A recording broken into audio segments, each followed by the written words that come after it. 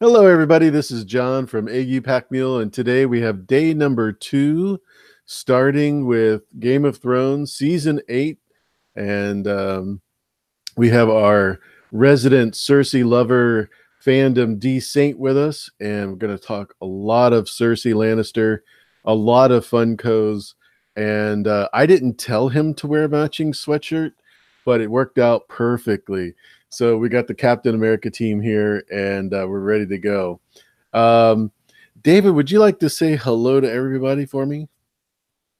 Well, of course. Hey, all Fandom D saying here, your resident Cersei lover, Funko lover. So, of course, I got a Cersei Funko Pop right beside me as always. At least this is like the Cersei Funko Pop that's in the box. I do have one that's outside the box, of course. But yes, we're going to be talking everything Game of Thrones, but mainly Cersei Lannister, of course.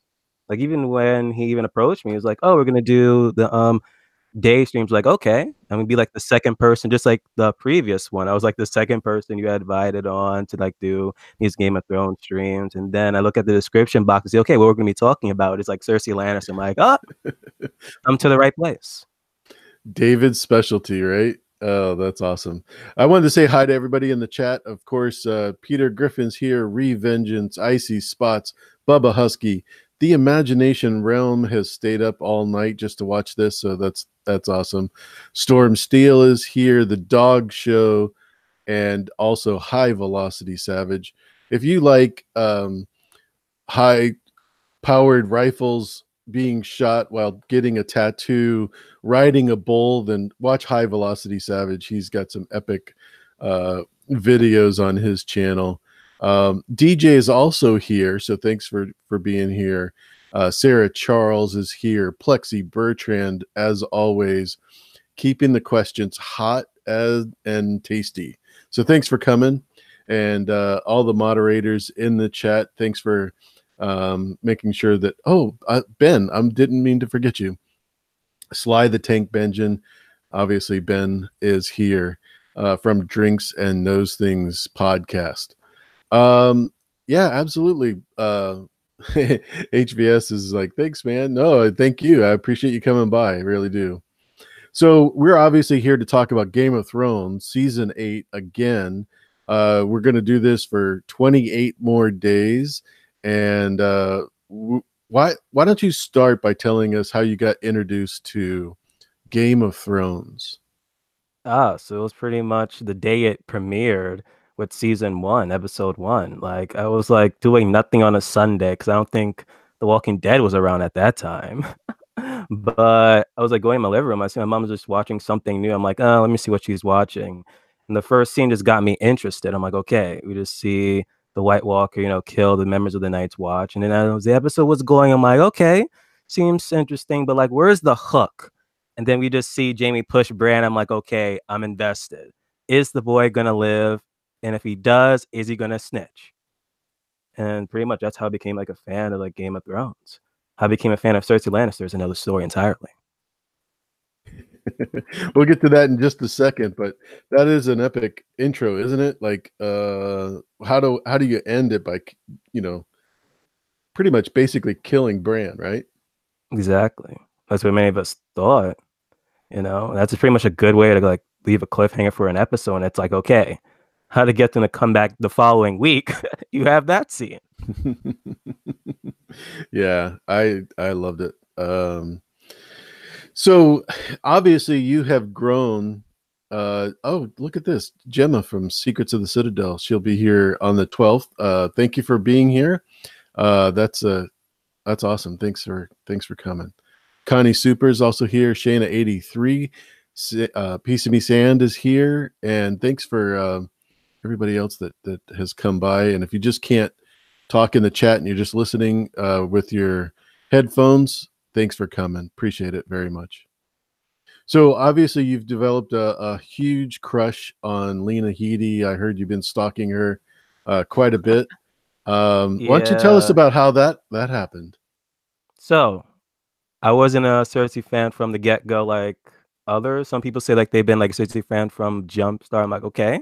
But for me, that didn't pretty much start until like a little after near the end of season one to like early season two, where it was like, okay, she isn't completely a monster, because if so, like she would have just like killed Ned Stark.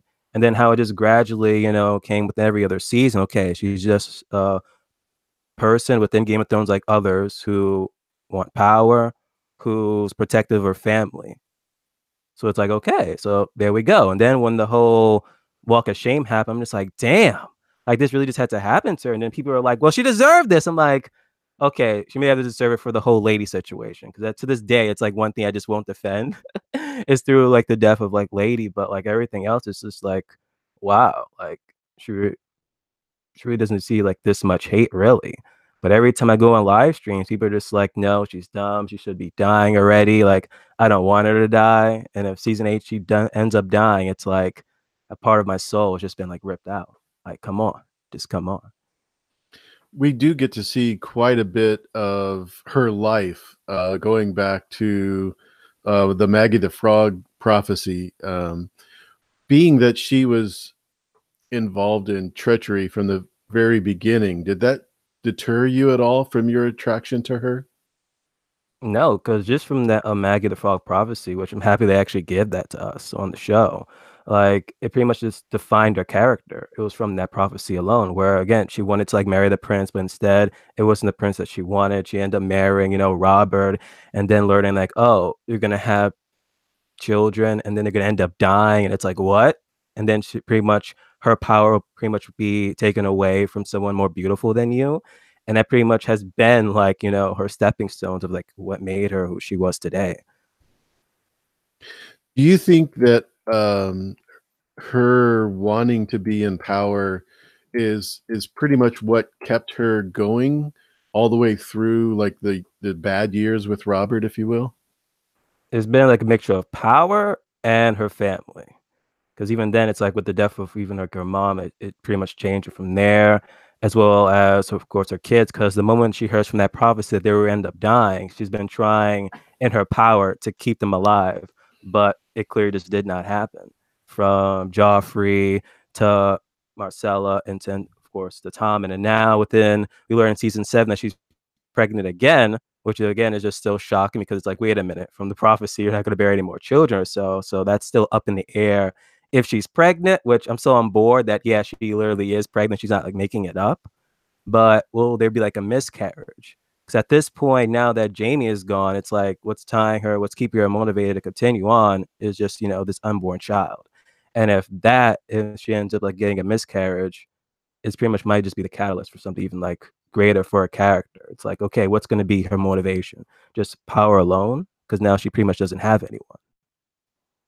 And that's what I'm like waiting for season 8. Yeah, she really has gone through quite a bit if you think about her life. I mean, her dad was basically, in King's Landing, the right hand, that literally the hand of the king. And we just assumed that he was going to be in power the whole time. And then she gets this jade from, being shaded by Rhaegar, or Aegon, if you will. Um, and so do you think that that really set the pace for her to start being a little bit more manipulative in her ways, or do you think it was in her nature from the beginning? I think it was pretty much in her nature at this point. Because even then, it's like she didn't just want to be a lady as much, but more similar to like her father in a sense. But he always said like you're not that smart enough. So I'm guessing it just started from there, where she just been like manipulative and like what's the greatest weapon of a woman is like in between her legs. So it's pretty much just how she's been rolling it for like her entire life. Very true. Yeah, I totally agree. When we see the Maggie the Frog scene, it's just so Cersei. I mean, that actress really played it off super, didn't she? I was kind of The hoping like young they was gonna Cersei. show us like her pushing, was it her maid down the well or so, but like It we was didn't actually get her that. best friend, but Oh, the best friend or so, yeah. yeah, because she wanted to marry Jamie, and she's like, "Oh, no, no, Jamie's mine." That would have been something if we actually got more of that. But yeah, a little whoops and then down the well. Because Oh that would yeah. just show us like the first points where she was like literally committed to like change and develop as a character we see today. So it's like, okay. Well, for her to go to Maggie from the very beginning is pretty brave. You know, here we have this woods witch who's been told that she's, you know, of the dark arts. She's obviously not afraid of the dark arts in regards to that, and um, shows what kind of a woman she's going to become. hmm Especially when you hear like prophecies and like any type of story you read, it's like it could be, it's never going to go the way you hope it to be. So it's Mhm. like it really was a gamble, and she took that gamble. A couple of people popped in the chat. Farmall Fanatic and Gil Skills Bob did a great job last night doing a Mhm. supportive live stream for Nero Trigger that they wanted to get him over 3,000 subscribers, and I think they were on for like 14 hours trying to make that happen. As a matter of fact, they came by and raided my live stream last night, and they all their comments showed up as spam because they were raiding, Yeah, you gotta and love poor YouTube and like changing like the live chat algorithm and thing. It's like first it's like the regular live chat, then it's that oh, let's implement the top chat so you can like, get rid of spam. yeah, poor Plexi. She's like timing them all out, and I'm like, oh no, don't do that. And poor Plexi, she felt so bad. I was like, no, it's not a problem. You're very welcome, Bob from Gill Skills. Definitely, if you guys aren't subscribers to them, they're just great channels, great supportive people, and obviously they're here supporting me. So I do appreciate that. And that was an epic stream with Tony last night. Had a great time. He definitely deserved to be number one on everybody's live stream. So I'm glad that he was able to schedule that, especially on a Friday night when everybody's doing so many other great things. I know, right? Because I thought he was gonna be doing these live streams like in the morning or so, but it's like, oh, we're doing it Friday night. And at that point, I was like, was he even doing anything until like trivia started? So that was just perfect. It worked out that way. Honestly, I have to be flexible with working with so many great YouTubers like yourself. Obviously, Saturday morning is probably best for you, or Saturday noonish when you wake up. Exactly. I'm just telling him, like, surprisingly, I woke up in the morning today instead of like in the afternoon or so. I was like, when I woke up, I was like, okay, don't tell me it's like 12 or 1 p.m. And like AU was pretty much messaged me left and right, like, is this happening? Is this not happening? And then I'm like, okay, like woke up close to like 10 o'clock. I'm like, I'm good. Let's go. Yep, ready to rock and roll. So, let's get back to Cersei, because I want to find out, was your attraction to her because of Lena Headey, or was it just maybe going through a reread or something? Oh no, it was just from the character from the show. Like I have seen like Lena Headey in like what was that movie called? The Purge. There we go. I think that was like from The Purge. I've seen her in the 300, but I've never been like a huge fan of the actress herself. She's an excellent actress, but I was never like a huge like Lena Headey fan. I have to watch like everything from her. Hmm. But it was pretty much like the character of Cersei herself. And then it's like introduced me like, you know what, maybe I should like start watching more of her and stuff. But yeah, it's become like both at this point. Nice. Yeah. Gemma from Secrets of the Citadel and Revengeance both put on 300 at the same Mm-hmm. time. She was probably, to me, that was probably her best performance as far as an actress goes, because it takes you through that a pretty deep emotional experience where she's the queen basically. Mm-hmm. Um, and the other one was the Terminator series, and I can't remember the name of it, but it was about when she was oh my Is he goodness. playing like Sarah Connor or something, or a Yes, different yes, character? yes, Oh, yes. okay. Yeah, that was really good. Because for me, it's like when it comes to Terminator, I just like watch the movies, and then I kind of like Hmm. stop near like the latest ones because they were just like, what's this? And I'm just afraid to even like watch a TV series. It's like when they adaptate like into a like TV series or so, it's like okay, is it gonna be good? Is it bad? I might also just dodge it altogether. Nice. So you've obviously, how many, let me ask you this. we're going to switch to Funkos for just a second. How Okay. many Cersei Funkos do you have? As of now, two, but it's like I told myself this because Funko just made like a whole new wave of Game of Thrones pops where you have like characters on the throne. You have Jon Snow on the throne, Tyrion on the throne, the Night King on the throne. And I was like, okay, I see they have like a Cersei Lannister on the throne. I said, if Cersei lives, I'll buy it. If she dies, I won't buy it. So it's a gamble there. So you might end up seeing me like with like another Cersei Funko Pop on a legit throne. Because I do have the Game of Thrones Funko Pop, which you too have as well, which is okay. You need to start growing your collection more, AU. Like, I only let's give have it a go. two. I only have two, and those were given to Get me. So get oh, maybe that's what it has to be. Maybe I have to like, send you a Funko Pop so it can be three, and then you start becoming the addict. Because then you need like another one, so it can just be four, and then you're like, you know what, let's get 10. But I yeah, don't know so if I. far two. Yeah, that's cool. I if I see a special one, I'm going to the Funko headquarters in Everett, Washington, where they send them out from, where they Ah, you're make them, so lucky. and it's about an hour north of me. And when I go there, and if I see a special Cersei one, I would definitely get it and send it to you. Um, Or I you can get like actually, the George R. R. Martin, like he's a Funko. well, actually, they were. Listen to this. I went to Barnes and Noble to get Fire and Blood, and they had a special where if you bought the book, they would give you George R. R. Martin half off. And I said no. I don't. That was a killer deal, man. I know. I Because they were said, going for like what, 12.99. So you pretty much could have got it like cheaper there, like what, close like what, 6.99 or so, or 5.99. So that could have been like pretty good. see, Plexi knows if they had a Roz pop, I would definitely buy that. But no, We all would have brought a Rise Pop, no questions asked. but yeah, half off George R. R. Martin was not a good deal for me. It's like one more thing I don't. I have a closet full of stuff. I just one more. But I Just love build the fact another that closet. There you go. Problem solved. that would be not a problem. Yeah, that's true. So tell me about your obviously a huge um, Funko collector. That's obvious by your background. What was the fascination with that as far as your first? Were you always a toy collector or a? No, I wasn't a toy collector because before collecting Funkos, I was collecting comic books, and then I wasn't collecting anything like after that, unless you want to count like video games.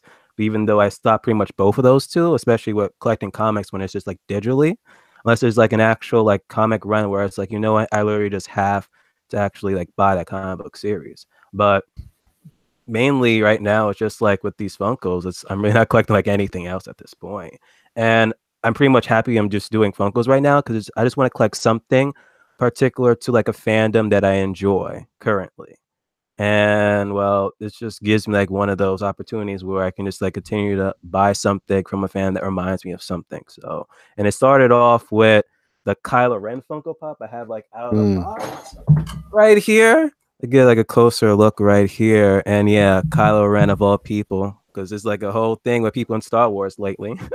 But yeah, that was like my first ever one. My friend, I was like, what? It was like I was in Chinatown, and like went into stores, and my friend was like, "Oh, you like Star Wars? Like, get this." I'm like, "Why not?" I just got it, and then I said, "You know what?" I went another occasion to him in Chinatown, and he still like always gets me and tempts me, yo, just buy another and buy another one. The next thing you know, after the third one, I just became an addict. I was like, okay, let me start collecting more of these. It's funny. That was an actual question on trivia where they asked what was Fandom D Saint's very first Funko Pop, and that Mm. was the only question I've ever gotten right first. And it was awesome. I was like, finally, I get to beat the dog show because dog is always up there in points. So Yeah, it's I always actually like beat him to that between one. like Dog to Mill and to Ben if they're not like hosting, for like first. So it's like good. See, paying it off. Oh, Mackenzie L. Burns is here and Chrissy of Oldstone. That's awesome.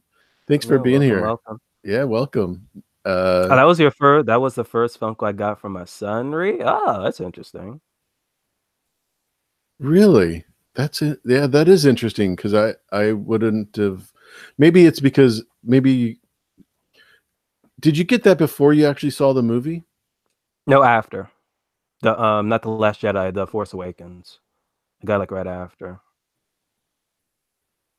Cebu was yeah, because I met that friend during my spring semester. So yeah, it had to been after. I wonder if they would have released the Kylo without the mask, if it would have been better. They have, and that was like a Walmart exclusive Mm. at the time. So, well, one, I didn't even like know that they were like exclusives like to other stores and stuff. I thought that okay, it's just a regular, collectible, and it's not a doll or a toy, people. It's a collectible. I thought they just like collect, just have them like at random stores or so, but I never thought it was like exclusive. And that's when the Funko Pop, hunting game became like even more difficult when they have it like exclusive to stores. But I was like, I'll just have just one Kylo Ren Funko Pop in my collection. I don't want another one. And then later on, there's like, well, Kylo Ren Glow in the Dark that came out. And I was like, okay, I have to get that. See, that's how they get you. It's like, you don't want to collect another one. And then they just come out with another one that's just even better. And it's like, well, I just have to get it. Hmm. Yeah. It's like Because now I'm Frosted Flakes, right? exactly like, wait a minute. Is more editions of Frosted Flakes now that I don't know of? Well, you got to have the ones with the sugar on it. You can't have the, colored sugar or whatever. It's got to be They special. have colored sugar on it now. I don't know. I'm just saying, it's just one thing that's in a cereal. It's always the new improved.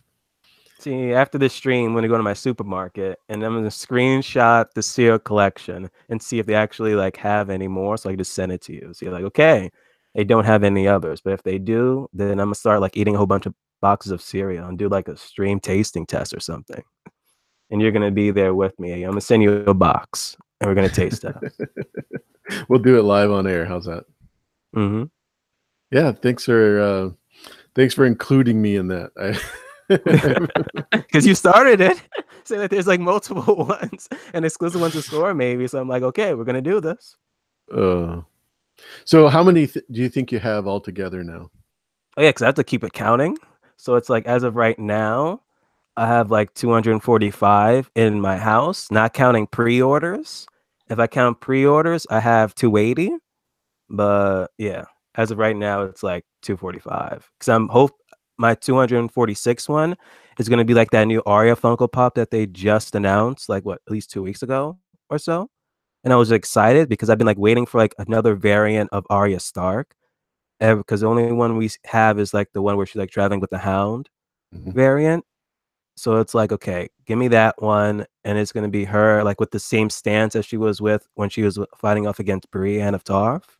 And she also, I see, and just like noticed the other day, like she has like the same dagger she kills like Littlefinger with on her side.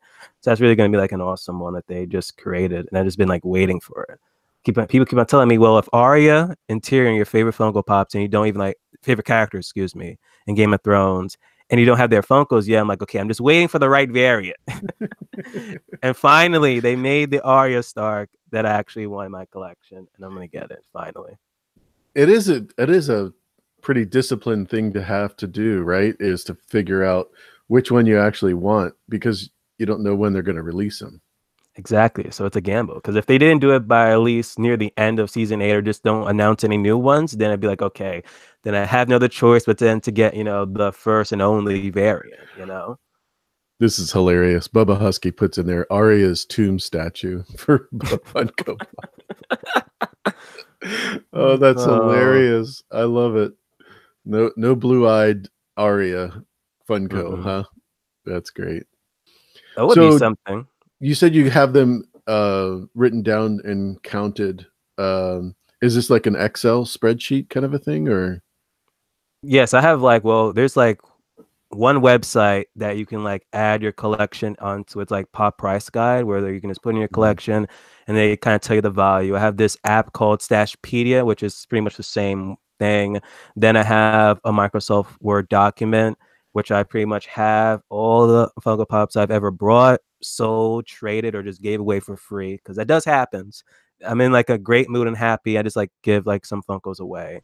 And I write down, okay, how much I ever purchased them, and how much I ever sold them away or so I could just keep a record of it. Because if I've never like sold a Funko Pop I ever brought, I'll just be like near 412 Funko Pops. But there's some I just either gave away, sold, or traded off. Nice. Like the highest like I ever brought was like $139 or so. I know it was like over 100, What? and never again, never again. What? It's gonna come to that, AU, because they only made, and it was like Lincoln as Reaper from like the 100 series, and they only made like 100 of them. So it's not 100. They made like what 750. So it's like limited supply, higher demand. So they bend my head on that one. So I had to wait. Never again, though. Never again. Unless they do like, a Walk of Shame Cersei Funko Pop, and then they limit it to like 10. Then I have no choice. Hey, I have no choice. A I'll walk spend of shame, 1,000 on it. seriously. I'll spend 1,000 on that if it goes to that high. Because like another Funko Pop they have that's like one of like the highest going Funkos in value is like the Headless Ned Stark, and it's like Right. even like way limited to that. So if they do like a Walk of Shame Cersei, then it's like, there you go. The stores they sell those at are not going to be Target, right? Oh my gosh, who knows at this point? At least I know the HBO store will have it, so it's like, and I'm just happy that in New York City, like there's an HBO store. Mm-hmm. So like when the Metallic or like the Children of the Forest came out, like a whole bunch of people just flocked to that store. But I mainly just wanted like the Beric Dondarrion Funko Pop from there, and I was like one of the last few people to get it because I had to like get up at least 4 a.m. to go down there, and there was like already a long line of people because it was like the day of the convention Mm-hmm. for New York City Comic Con. Oh, So gotcha. like it's either you go to New York City Comic Con if you're a Funko collector and like maybe there's something on that you want to see, or you literally just go and like wait online for hours. I wait online for at least 3 hours just to get, the Barrack. So it was worth it if you got the Funko. If you didn't get the Funko Pop, I would have been like raising hell. You'd have saw me like on the 1 o'clock news or wherever, like the news channel, like, oh, this Funko collector went crazy in New York City. Then you're gonna see a picture of me. Oh, that's hilarious. I think that's the Walk of Shame Funko Pop. That's just That's funniest thing gonna I've be ever it. heard. That's gonna be it. Of course, they won't make her naked. Like if they do, I'm Oh, like, they what? can't, right? What?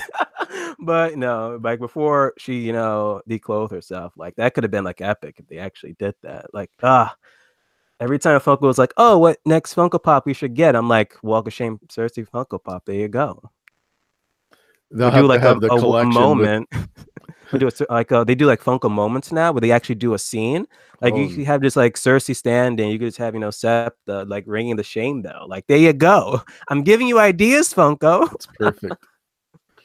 Yeah, the splatter would have to be all over. Chrissy of Oldstone says the splatter would be all over her lady bits. That too. Oh yeah, the dog show says I have to have a Funko double for the Yeah, true. for Because the that wasn't like nakedness. Lita Henia. And I learned about that like after they did it. I was like, oh shit, that really wasn't her. So I'm like, so it's just like not Lita Henia. It's just whoever double was at the time. She has a pretty limited nudity clause, right? In this show. Yeah. You would know about that more than I would, but that's what I I know when I learned that I understood. was like, damn, that's why I'm not getting that much skin. Yeah. Even in the very first episode, the person they were having sex, and the person just showing that little bit of skin that she did was a double. So that was pretty epic. Mm-hmm. So obviously we're coming up on season 8 of Game of Thrones, almost the end of the show. What do you think that is going to be her end game? Do you think she's going to be queen forever, or do you think this? Those should be queen forever. I don't see it. There's a there's like what in my 12% chance she's still queen if they allow her to like stay alive and stuff, which I'm hoping they just at least they don't kill her off. But at this point, it's like if everyone is still alive after the whole Night's King situation, it's like what they're going to be doing next. Like hopefully she gets like her golden company that Euron's supposedly bringing, but it's like will that even like happen at all? It's either like how the show is even going to do it. Are they going to like deal with the Cersei thing, like what after, or will she even like end up dying or at least like leave King's Landing or something at this point? So it's just that gamble. But I'm just hoping that she's removed from power so she can just run away and like no one kills her. That's just me. No, I totally see her surviving based on the fact that she's lived this long and used her conniving ways, and I'm going to be nice here. Um, to live this long, she's just done everything perfectly to stay alive, and I just think that's a tribute to her character, and I think that's one of the things that George does the best is taking a character who's got that gray area that she's not good, she's not bad, she has characteristics that are good, but she survives, just like Arya. Even though she's a murderer, we still root for her, you know? Exactly. Like when the times I'll be watching either like with my mom or a friend, and they're like watching Game of Thrones, they're like, well, asking themselves like, how is she surviving this long compared to like other characters like Ned, Robb, Stannis, freaking all of them are just dying left and right, and she is still standing. It's like it's just her will to live is stronger to the point that she is still in Game of Thrones. She's still playing the game.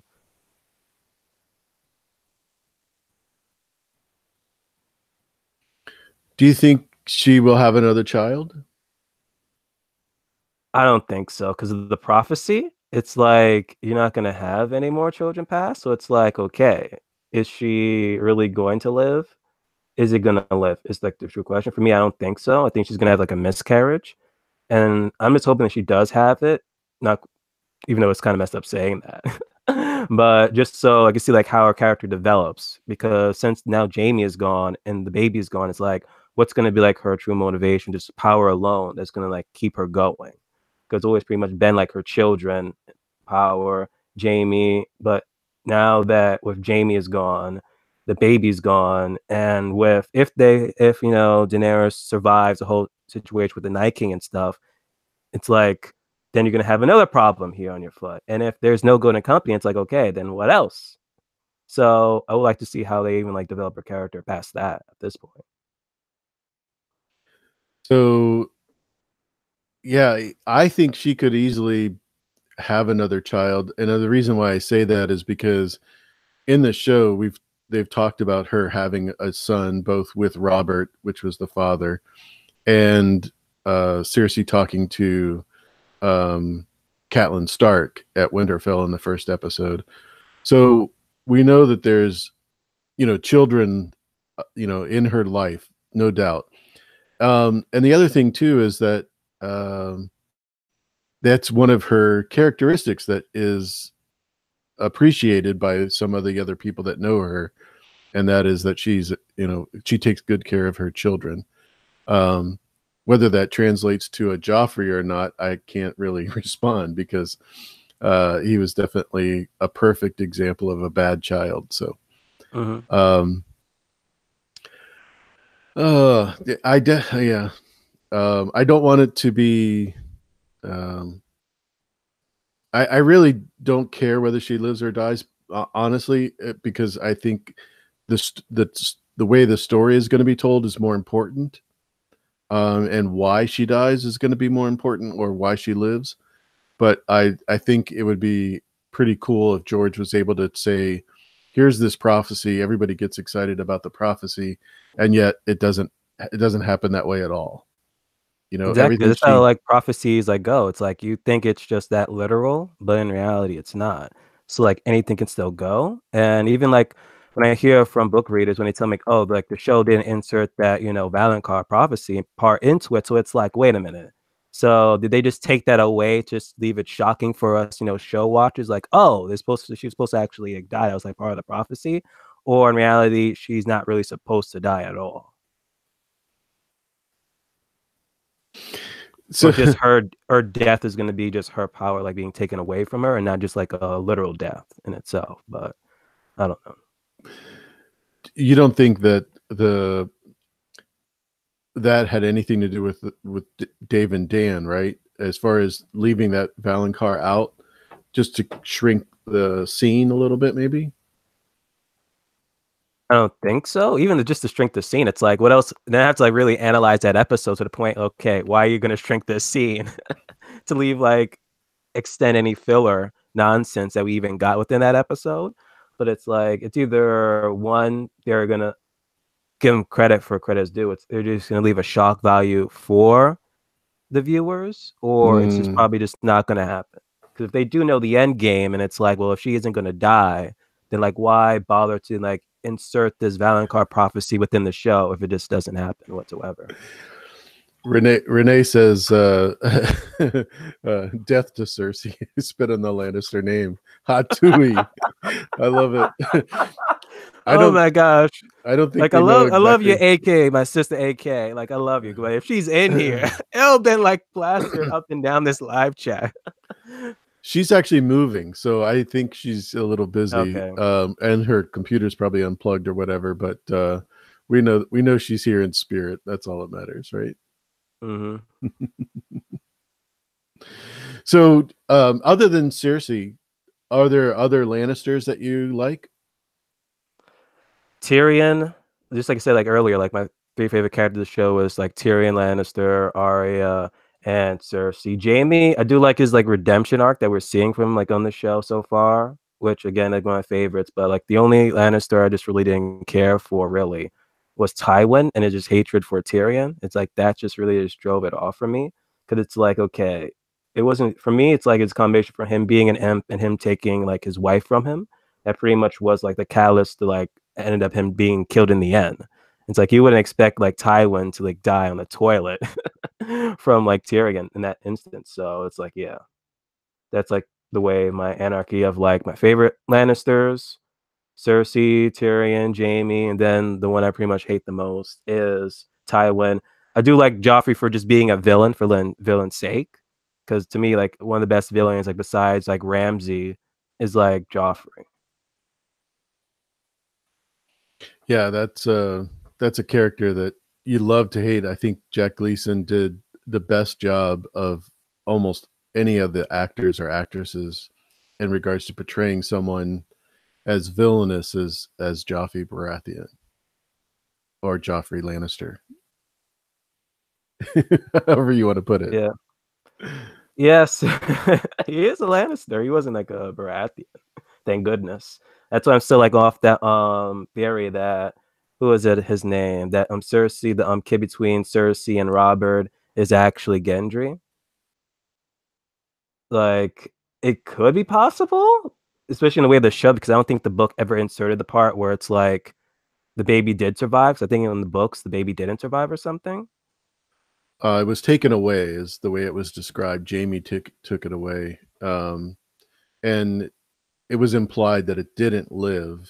But as you know, with Cersei, her interpretation of the truth isn't always accurate,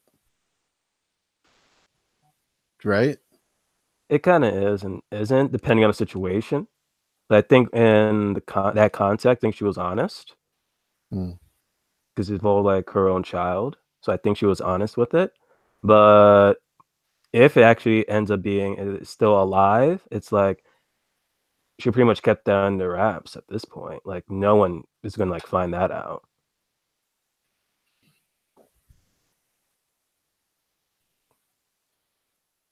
Actually, in the chat they said Cersei is going to have your baby. So I put And then I think dog was like Funko baby. I'm like, what? That's gonna be some type of monstrous creation. hashtag baby saints. T baby's here. Thanks for coming. Oh, nice to see you. I didn't see you come in earlier. So thanks Oh, for hey. Sir Bowster is also here. Lady Remember Plexi was like, "Oh, since T Baby's not here, let's talk about Jamie's character and where he's gonna go." But I think that's a no right now. We'll move on. Linda R is also here. Proto Peach is here. Forrest Blurda is here. Thank you so much for coming. I appreciate it. Riso came in earlier. I didn't say hi to him. Thanks for being here. Yeah, a lot of people have a strong opinion on that character, whether it be Cersei, Actually, all the Lannisters, they have strong opinions, except for Kevin or Kevin, depending on how you want to pronounce it in the book. Did you follow that character in the book at all, as far as him and Lancel, his son?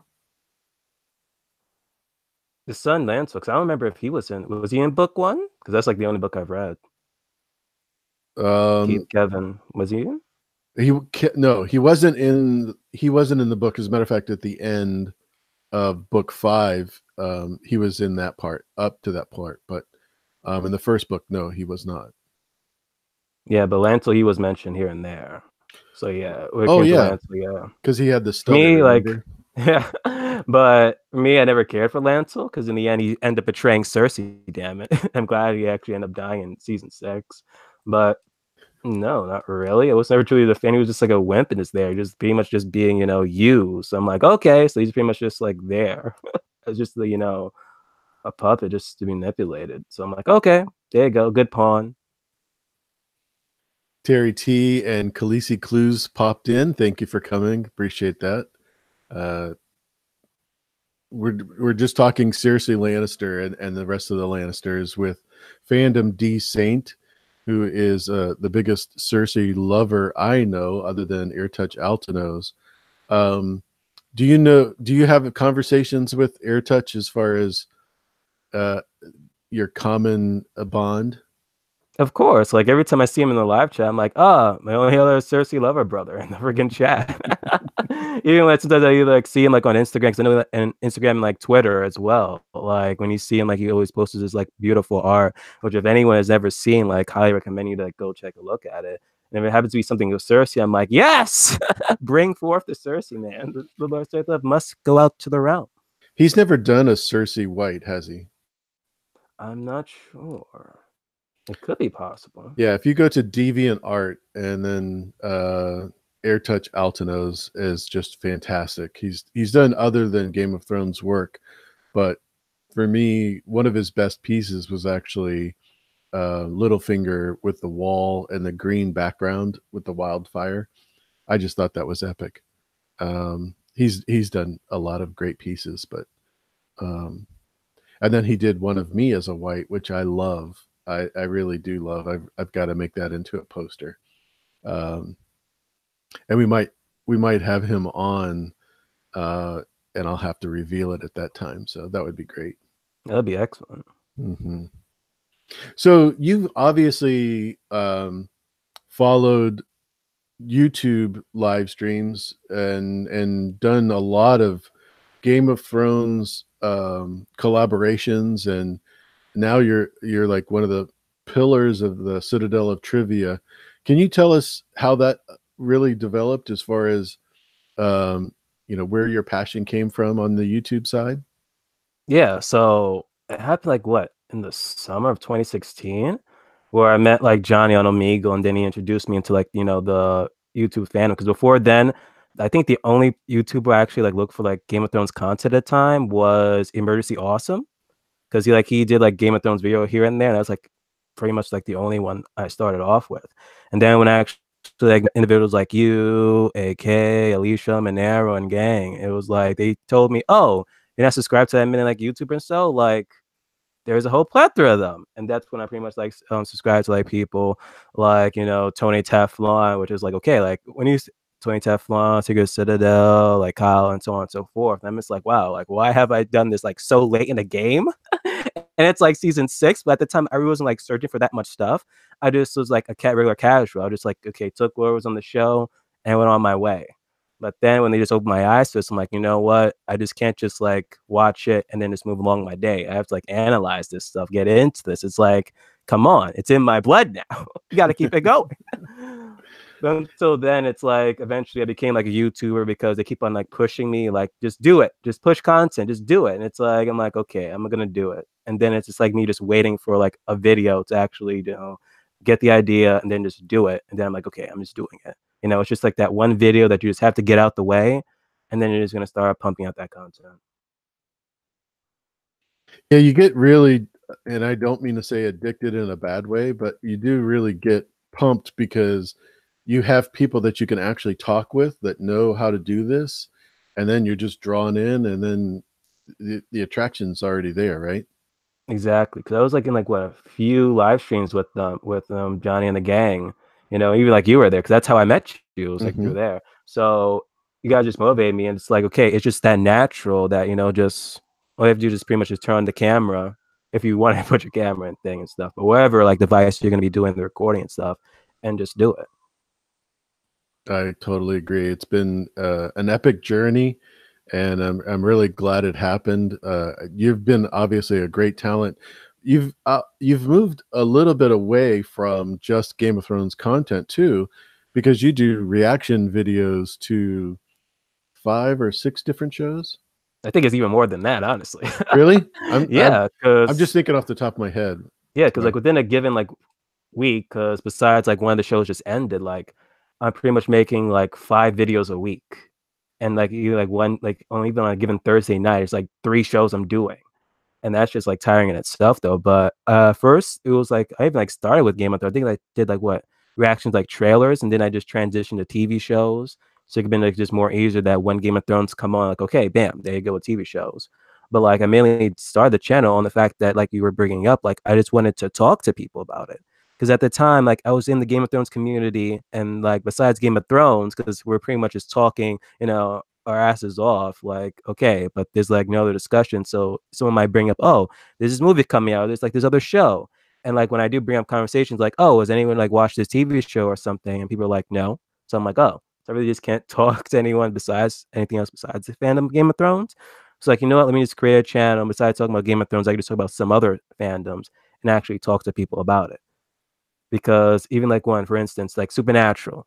I would say like, oh, how many people like watch Supernatural in the chat? Like probably like what, maybe either no one does or maybe just one or two. But Hmm. after you just talk to like two people, get two people's opinion or just that one person's opinion, you wish you can have like other people's opinion, you know, broaden like, you know, the search of it. And it's like, well, there's other people out there. So that's why I mainly did like started with Supernatural, then I transitioned to like other CW shows and either other HBO shows like Westworld and well, they're like stars, like with American Gods. It was just like plethora of stuff and other fandoms out there, which I did like. Now, granted, there was like Amino out there, but I'm not comfortable with Amino at the time, even though people's like, oh, there's like Amino and stuff, but it's just like one of those gadgets where it's just like, I'm just not keen with it. So was am I mistaken? But I thought one of your reaction videos was used in a compilation of reactions to the Yeah, Red that Wedding. Is that was it. the one? No, it wasn't. No, it was a Red Wedding. It was probably another one because I don't think I wasn't reacting at the time for that one. Because I started reacting to like season 7. So if Okay. anything, Okay. it was probably like if it was compilations, like many stuff that's happening, it's either about episode 4, where the probably that Drogon one, or it was possibly with the death of what you call it, Littlefinger, maybe that one as well. Mm. I know that there was a compilation, and you were included, and I was just really excited for you. Um, Because they normally do with the Game of Thrones when they did like ones for Westworld and The Walking Dead as well. Like those are the ones that I always like getting like captured for. I'm like, okay. And I remember one time I saw it, I was like, what? Did they ask me for my permission or anything? Is this okay? And then people are like, oh, this is just a thing, or people just like grab things. I'm like, all right, okay. yeah, I think if you have your video in common, was it common share? Is that what it's called? Common something. Mm. Then people can use parts of your video for compilations, just like we use Game of Thrones videos in our video making, and you do it with your reactions. Um, so Plexi didn't understand what reaction videos are. Tell us, I mean, obviously, really quickly, if you could, how you do that. Is it Okay, so I'll pretty much tell you everything how I really do it. So there's either a topic or a show trailer or whatever that you just want, like you just put it up on your like your screen, which I mainly how I do. I just use like OBS to do that, where I just pretty much do like a window capture of like whatever I just want to just talk about. So for me, in my reactions, I mainly do to TV shows and trailers. So I would just like put up the actual trailer and just watch that in full, which is kind of like what a minute or two. Or if it's a show, I pretty much have to like cut it up because you can't just like put like what a half an hour or an hour show on YouTube because then you just get flagged and that'll be taken down. So I pretty much just be talking like as the trailer goes on or the movie or TV show, whatever I'm like reacting to it at the time is. And then after that, I pretty much give like my recap and review of whatever I just watched. Because sometimes people do reactions to either like footage, or sometimes people even put like a reaction to like a newspaper article or books even. Like there's like plenty of like different types of reactions, mainly just whoever the content creator is giving like their first initial thoughts on whatever is they're like discussing at that point. Once again, Plexi Bertrand got this, has the info. Creative Commons is what it's called. Yeah, I knew there was something like that, but thank you. So obviously that's been huge success for you in regards to your channel. Are you going to be doing the same thing with Game of Thrones this season? Yes, I may have to like put it to like do 2 parts, because then they said like, oh, it's not gonna be like the regular runtime of like quote unquote 60 minutes, and they're gonna be like extending it to like what episode was it? After episode 3, is it that it's gonna be almost like close to like TV movies? It's gonna be like what, an hour and a half or so, or 90 minutes? They said supposedly, but I've heard different times for different episodes. So like even then, it's like, are we counting those minutes for the intro, the previous, the end credits, D&D talking? So it's like, is it really 90 minutes or whatever of an episode we're actually getting? It's still up in the air for that for me though. But I was kind of hoping like hour and a half episodes for every episode, since they still been giving us like what, 6 episodes now. Previous season was what, 7? So it's like, I'll be happy to get what we get, and when we get it. It's like the trailer, and don't stress. It's not that big a deal. We know it's coming. is it We've been though? Is it no, a? no, no. I mean, the show is coming. We know the show is coming. We know that things are going to be out, and we're going to be talking about it every second. So, I Yes, mean, Ben telling me it's like what, for episode 3 to 6 is like 80 minutes, hmm, and Linda's like 2 episodes are like 60. So yeah, I'll believe it quote when I can unquote, click on HBO and look at the episodes and see what it and count the says. runtime, whatever the legit runtime of it. I'm literally gonna start Exactly. doing that. I'm literally gonna count the runtime. It's like, okay, is it literally 60 minutes of like actual like footage we're actually getting within that episode, or that's just including the opening, the previous, the closing, D&D, or whoever talking. Exactly. Those interviews, yeah, it's like, it'll happen. We'll be here and we'll be talking about it when it happens. A Five quick second. question, AU. You Mhm. think that we're gonna get a trailer, or they're just gonna be getting these snippets here and there for Oh no, season we'll 8? get a full trailer. Yeah, we'll definitely get a full trailer. And to have it before the 14th of March, I would think it's unnecessary, because I think the hype is already there. This is The hype we've been waiting for like over a year. over a year. Yeah, exactly. So we're pretty hyped up as it is. I mean, this is what the whole 30 days of live streaming is about, is to get Mhm. hyped for the show. It's just about season 8. It's not about, the trailer or episode 7 or anything like that. We're just here to get excited. And I think it's proven that we're all excited. Everybody in the fandom is excited. There's no doubt about it. Actually, not everyone's excited because every time we see like these teaser trailers, we're all getting pissed off. And then when the Super Bowl thing came, I was like, you were like, "You're gonna get a trailer during the Super Bowl." I'm like, "Are we though?" And as I'm watching, we get that, what is it? That what was it? I forgot what alcohol was. Was it Bud Light or something? Hmm. Where you had the whole situation where it was pretty much like a medieval like fair, and then you had like, the mountain. And I'm like, wait a minute, why is the mountain in gold here? And in season 7, we didn't get the mountain in gold. We got that black mountain like armor and thing, which I still hate. I despise it to this day. Like, I hated that they put him in that type of freaking outfit and thing. I'm like, come on, you could just continue him with the zombie mountain gold armor, the funk, just like how I have the Funko Pop behind me. You don't see with the black one, you see with the gold one. You know why they used the gold one, right? It was already in the costume, closet. It wasn't being used, so they had it available for filming elsewhere. They could have just made a new gold one. Hey, you like, you still don't need the black Do you one. know how expensive that must have been to make? I will Seriously? literally donate half of my collection so they can put back on. The collection behind me is worth $5,000.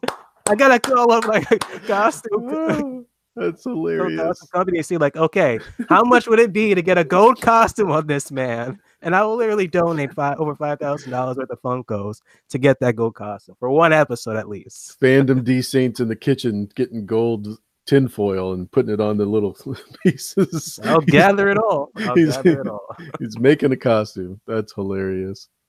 No, I think they just did it because they had it extra and it was available. So they don't want to use the black one when they're going to be using it for season 8.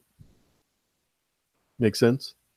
I hope so. I hope so. When I see it on my screen, AU. When I see it on my screen. Well, I predicted the mountain was going to be burned by a dragon after he blows the horn, and especially in the books, that's my prediction. So when that happened in the Bud Light commercial, it was just perfect. Like to me, it was just like that's not exactly what's going to happen because the Bud Light night is not going to be there, but yeah, it'll be fun. I'm on the speculation train of where he's gonna die in fire, and like the hound, both the hound and the mountain's gonna be dying in fire. Like he's gonna be like, holding him down, and then they're both just gonna die together. That would just be epic if it's something like that. Before we get that situation, we should be getting Clegane Bowl. And I know you're not a fan of Clegane Bowl, Well, whatsoever. I'm And surprised you remember I've that. told you. I remember that when we was doing the Hound stream. Like I think like you, I'm not sure if you were the only one. I don't think you were. But like I was like, we're getting Clegane Bowl, and people were like, no, I don't want Clegane Bowl. I'm like, what? And if we don't get it, mark my words, you literally see me doing a video of my the Hound Funko Pop and the Mountain Funko Pop literally fighting. And there you go. You're going to get the Clegane Bowl there. Mark my words. But we better get it. They've been hyping it up for me. I really want it. If we were getting the Clegane Bowl, why did the Hounds, Gregor, go up to Sandor and say, or the other way around, sorry. Why did he say to the mountain, you know he's coming for you? You've always known. Who is he coming? Who is it, the he part? Is it his brother? I don't think so. He's talking, in third person, bro. As he's going to be. He's coming. That's what it is. He's talking third person. There you go. He's Muhammad Ali. He's talking in third person. It's no problem. Okay. There you go. It's just the mind trick, bro. It's the mind trick. There you go. He's like, wait, who is this he? What do you mean you? There you go. Yeah, to me it says definitely that there is a reason why he said it that way in that episode. I just think it's obvious they're not going to fight because I know it was a different mountain. The actor was different. But in the very first season, we saw them fight already, and Sandor definitely was able to just duck his move as an obedience to the king without even thinking about it. I mean, he could take him down at any time. For me, that was just a simple clash. I want more than a simple clash. Give me an actual fight, and there you go. Even if he doesn't actually end up killing him, just still give me that fight regardless, either way. This wasn't one of my original thoughts in this live stream, but as far as the actors, did you like this mountain better than the other two? I looked Mountain for, which season was it, where he was the champion for Cersei against Tyrion. Oberyn. Okay, so the current one. Yeah. The current one. Okay. Oh, that is the same current one? Oh, I thought it had like 3 different mountains. That wasn't... Yeah, the first one was in season 1 where he fought Sandor, and then in 4, I think season 4 it was, where they were at Harren Hall. It was a different one when him and Arya... So I thought that was the second one, so that's why. Gotcha. But that's the third one. That's the third actor. The current one is the third. Yep. Okay. Yeah, he's Halfbor Bjornsson, I think is his name. Anyways, he did a great... They'll come out with names. Terrible. You should know. Hey, I'm terrible with names. Yeah. He did a great clip where they brought him to the Minnesota Vikings stadium, and they have a huge horn, and it was like 15 foot long, and he blows the horn there. And I thought that was pretty cool because that was kind of like a foreshadowing of what's going to Oh, happen for him. Yeah, exactly. So it's pretty much a 2 for 2 for you, AU, foreshadowing that it's going to be that way of how he's going to end up dying. that's my prediction. So you heard it here first, folks. So any other predictions you have for season 8? For season 8, one, Cersei ain't gonna die. That's like the first thing I'm just gonna let out as predictions. There you go. She's not gonna die. Death is too good for her. Arya's not gonna kill her. If she ends up dying, okay, it's either a tug between Jamie and Arya. There you go. If anyone else kills her, I'll be even like more pissed off. Like, damn, not only did you kill her, but that couldn't be either Arya or Jamie to do it. Another prediction: I don't see Dany living. I see her end up dying in the end, as well as John. Possibly, because if like when it's all said and done and magic is gone from the world, I just see like John may end up dying because of it, because he pretty much came back through magic. So he might just end up dying. Who's gonna be like on the Iron Throne? I see Tyrion being on the Iron Throne. If so, good thing Mm. Funko made like a Syrian Tyrion Funko Pop on the Iron Throne. But even then, it's like when it's all said and done, are they gonna still, do the whole, one ruler thing, or they're just gonna like do something else entirely different, like get rid of the old and start something new, type of like ruling for like the Seven Kingdoms, or if he is gonna be a Seven Kingdoms in the end of it, because they can do something else entirely. Like, will what's his name? Tormund get with Brienne of Tarth? I guess so now, since they're so keen of doing it on the show recently. Like, I still don't know why they did it, unless it's just for like, balance the dread and bring in some humor. They just did that for humor's sake of the show, but I don't see it happening. It would be interesting if Tormund ends up dying, because they've been hinting of his death like so many episodes now, like from Battle of the Bastards to Beyond the Wall, where it's like close times where it's like, okay, is he gonna die? Is he not gonna die? And like this might be the season where he actually does end up dying. What else can possibly happen? Who knows? Maybe we actually revealed that we're gonna see Bran actually is the Night's King, and then it's like, wait a minute. So this whole time he was like the Night's King or something. So it's like how that pretty much happened. If it does end up that way, I'm like, okay, it better make sense. It better make sense of how it actually happened. Nothing like half-handed. I'm like, really? You just couldn't thought of anything better? And let's see. Sansa ruin the North, because she always wanted to be the lady. So I'm like, okay, is she gonna marry Gendry? Could see that happening, because I don't see Gendry marrying Arya, honestly, even though people still ship them together. I do want to see that. It's like one of the reunions besides, the whole Arya and Jon seeing each other. I do like to see like Arya meeting Gendry, and it's like, okay, since you see like Gendry's alive, is she still gonna go after Melisandre, or Beric, or not? Or even will she period go after anyone that's on her list in season 8? Like that's another thing. It does seem like her character kind of is tied up in a sense, really. Like she saw Nymeria again, she killed Littlefinger. Unless she's really going to end up in killing Cersei. Because if she doesn't end up killing Cersei, it's like what else is pretty much going to be like her goal for this season, really. I like Russell Wilverton's put in everybody dies except Arya. No, it's everyone dies but Hot Pie, because he's the survivor. There you go. Yeah, there you go. He's got it. Somebody's got to make the hot pies, right? Mm-hmm. Somebody's got Because to then cook it's going to cook be, for as Arya. he's cooking, he's going to tell us the story of, a song of ice and fire. There you go.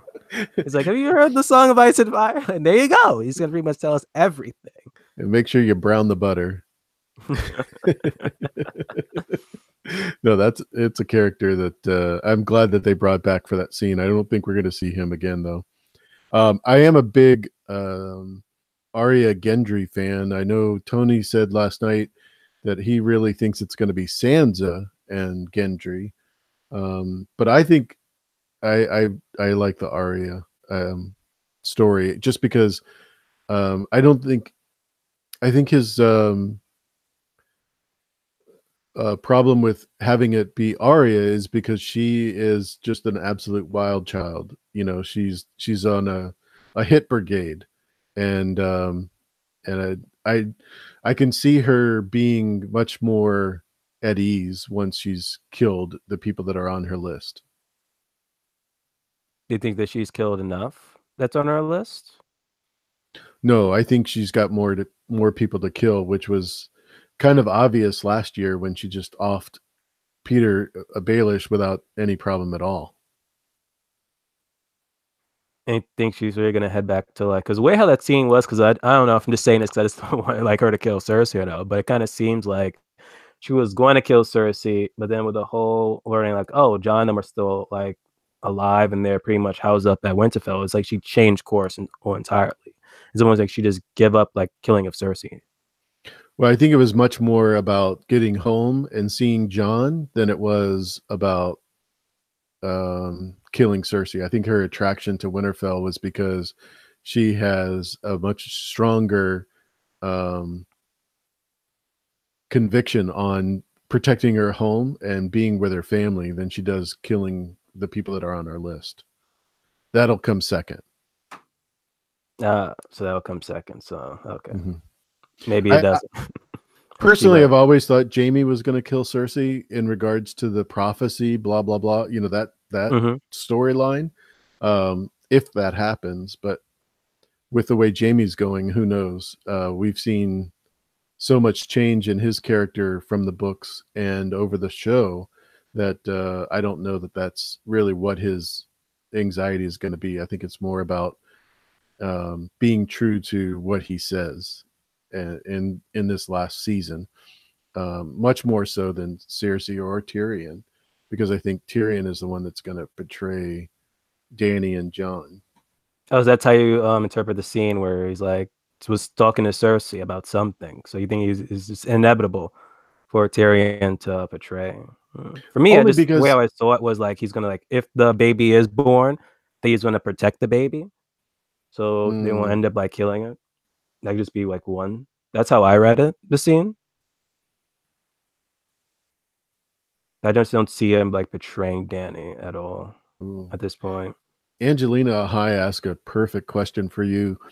Do you think, since we talked about Cersei, do you think she will show any remorse before the end of the show? Show any remorse? No, because if she was gonna try to kill anyone, she's still gonna try to kill people regardless. Because the moment, because the whole thing is like, oh, after they face the Night King, if they're like anyone's still alive, she was still gonna plan on killing them. So I don't see like there's gonna be like any more from Cersei at this point, especially if she sees like it's like okay, they're obviously gonna try to kill me, dethrone me. She's gonna try everything in her last breath to try to defeat them. If not, then leave and try to successfully like leave King's Landing. Like I just don't see like any remorse left at all, unless again like her character changes at the moment like the baby does die and she has nothing, then she has to adapt and then become remorse. But still that percentage where I'm just like, nah, she might just end up like if she's gonna go down, she might just go down in a blaze of glory type thing. I agree 100%. If you didn't get any kind of remorse after the walk of shame, I don't think you're going to get. It just shows that she just gets harder and stronger, kind of like the Ironborn talk about when she's forced to face her wrongdoing, and she doesn't see it as wrongdoing. You know, her Exactly. her affairs with all the people in the books are just extra. That's just the way she gets pleasure and move on. I'm the queen. You don't agree. I can tell. Yeah. I just said yeah. Because that's how she is. If you're pretty much not her family or in her interests are pretty much getting more power, you're just an extra individual, you know, a just bag of blood and organs, pretty much. Absolutely. One of the other characters that I get asked about an awful lot is Varys, or Varys. Do you have any kind of guess as to what will happen with him? Oh, it's either he's gonna end up dying because apparently Sandra's like, oh, you're gonna end up dying. I'm like, okay, but is it just like did she didn't just say that because she actually predict like, oh yeah, you're gonna end up dying, or it was like, okay, he has a history, with her people, so it's like she just said that just to scare him off or whatever. But if he does end up surviving, it's like, okay, is he just gonna manipulate and continue to manipulate, or even like rise to power himself? Really? He's just been like orchestrating her pretty much the rise of Danny behind the scenes. But it's like, do we truly know like what's his actual motivations like at all? Really? Like, what's his actual end game? Because you keep on saying like he is for the people, but it's like, are you just saying that because it's to whom you're talking to? And you said you didn't read the fifth book, right? You didn't No. get to, because that's a huge shock to me as far as Varys' character, because we know that he's manipulative and the Master of Whispers, and he's probably a secret Targaryen. But in the fifth book, they show something that I did not expect, and that's his ability to physically manipulate the situation. Um, and I'm not going to spoil it for you or anybody, but I think it's already been spoiled for me, honestly, at this point. oh, okay. But What do you know, if you don't mind me I asking? could. I don't know if it is the same thing I'm thinking of, so you can just say it No, because I've go been in ahead. like so many like book reader streams, Mm. but I'm not sure if they revealed like he was a Blackfire or that type of thing or something else Oh, it's entirely. totally different. He kills Grandmaster Pycelle with a crossbow, and then Okay. Kevin Lannister comes in, and he's totally shocked at what's happened, and then he kills Kevin. So, and then he takes off for Essos. Um, that's how he leaves King's Landing, and so he's obviously got an ability to keep the chaos going, and um, obviously he was able to take out his vengeance against Grandmaster Pycelle Mhm. and he's dealt with him for 30 years, so pretty epic. So I think he's much smarter than what we think, much smarter than Peter Baelish. um, You think he's smarter than Definitely. Peter Baelish? Oh, absolutely. Because he not only has the, oh my gosh, Mo Castillo, thank you so much. That was totally unnecessary. I appreciate the super chat. Um, I'll stop what I'm saying right now and just go to your question. What is the third twist that you guys believe will happen? We talk about Shireen and then Hodor. My small theory is baby Sam has to be killed. Like the whole war pretty much was started because he wanted baby Sam. Like, if that has to happen, like that would be a good twist. Like you have to like kill baby Sam for like either to do something to the Night's King. But for me, it possibly their twists like but you have to come back to me. Like, what's your like big twist My here? big twist is going to be the actual identity of who the Night King is. And I know we're being teased from the Long Night prequel shows talking about we'll know the real truth, but I think they're going to tell us, why his motivation is coming, and why he's actually here. And it could be that there is a bad Stark line that is there's something about the Starks that we're not being told, and that's the reveal. Um, and that's why the Night King is coming back. Yeah. That is the biggest mystery of like what's his pretty much his main goal and what pretty much drives him at this point. Yeah, I don't think it would be a specific character dying or anything like that. It would be like, for example, with Shireen, it was how that whole thing happened and how useless it was, which made it even more tragic. And same thing with Hodor, his whole life being suffered like he did, and why that happened. And I think that's what's going to be revealed with the Night King, why he is that way, and what his motivation is. And Yeah, no, for I me, if don't. anything, it's Arya dying or so, becoming a white. Mm, Because that'll mm. be like the what? Like all this time, like you pretty much just build up her character, and then all of a sudden, classic, Game of Thrones is like, oh, she becomes a white, and that pretty much will like happen like the moment like Jon Snow returns. It's like she becomes like a white in front of him, and he sees it. I'll just be like, wow. I'll probably flip my laptop or something. Monera Geek TV was on last Yeah, week. that's what I remember it from. That's like the only thing that would like truly twist me. She And when she becomes said a that, I'm White like, Walker. Oh my yeah. gosh. And then John has to kill her. That was just that was hard. It took me like an hour to get over that. I'm bringing it right back. Kevin Cleary says the twist is Tony Stark is Azor Ahai. That would be something. Comes in his Iron Man suit. Save the day. That's what's in the crypt of Winterfell. Tony Stark. It could be. That's No, why it's so no, cold no, it because the can't be. arc reactor. Oh, that's hilarious. That's a good question though, Mo. Thanks for being here. I really appreciate it. Um, I'm sorry. Can we go? Let's go back to Varys and what you think um, his end game would be. So yeah, it's either death or whoever is like on the throne. He's pretty much, or whoever is going to be like ruling it. He's pretty much going to be a part of it. Changing it to possibly his motives and his dream or whatever goal he's pretty much set out to be.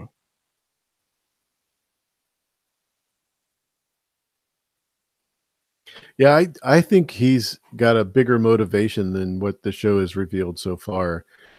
We could have him as being the third secret situation reveal, if you will. And I think that's one of the reasons why the Dunk and Egg series was so successful is the us knowing about him Egg being bald and always having to wear a hat and not being revealed as a Targaryen. Mm-hmm. I definitely think that's one of the things that we are supposed to know, and that's why George revealed it the way he did. He's a pretty smart writer. So, speaking of writing, when you read the first book, and I'm sure you've read other books, especially as a student, um, when you read his work, do you have to catch yourself reading it as, is this really true, or is this the author trying to show me an untrue thing and revealing it that way? Especially with the book, it's like it's in people hope not just one person's POV or so. It's like multiple people. So it's like, okay, is this the author telling us? Is this the actual character's actual motivations or so, or not? Because you can just hear or just read like a Cersei, POV. It's like, okay, is this really, even when it comes to, like the Maggot of Fall prophecy, it's like, could you even like believe that for word for like what it is? Because it's just, Cersei's recounting of it. So, but for me, it's like I don't take everything for word. It's like, okay, it either is written there or it has to be another meaning to it. So I just don't take it for like the literal sense. Excuse me, the literalistic sense of it. Exactly.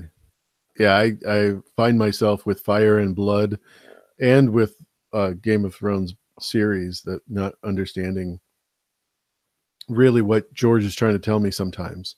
And it's not until a reread where I've seen a similar pattern and go back to it that I recognize it as this is the deception. So a couple of people are asking about Dario Naharis. We again another character that's had two actors play them. Are we going to see him again with the Golden Company? Maybe. I hope we see him, and if so, it's like he's gonna be like pissed off that Danny left him or not. Like that's like from that we remember. So it's like, okay, if Yon is actually going there and actually get him, how is the situation going to be? Because he's pretty much his enemy will end up being like Danny. So it's like, will he be like working for Cersei, or is he gonna do like same thing before, where he just end up just either kill if Theon doesn't end up killing Euron, might just end up like killing Euron there and there, and just like go and just help Danny at this point. Yeah, I don't think he's. I think he would help Danny, but I don't understand why he would. I mean, obviously he's super attracted to her, and It's like the same thing with Jor. It's like he's just yeah, but Jorah committed. has never been with Danny. Are It's you just with me? yeah, even though, but he's still like still in love with her regardless. It's just like he's just that devoted to Danny that he's just gonna, no matter what happens, even when she turned him back not once but twice, Hmm. he was still devoted to her. So it could happen with the same thing with Daria, where even though again he was devoted to her, she pretty much just left him there, and he could just still be devoted. Well, that's like still up in the air because he can still like be in a situation where he can just be like Jor and still help, or he just feel that heartbroken. Then he says, you know what? Let me just actually just help the enemy.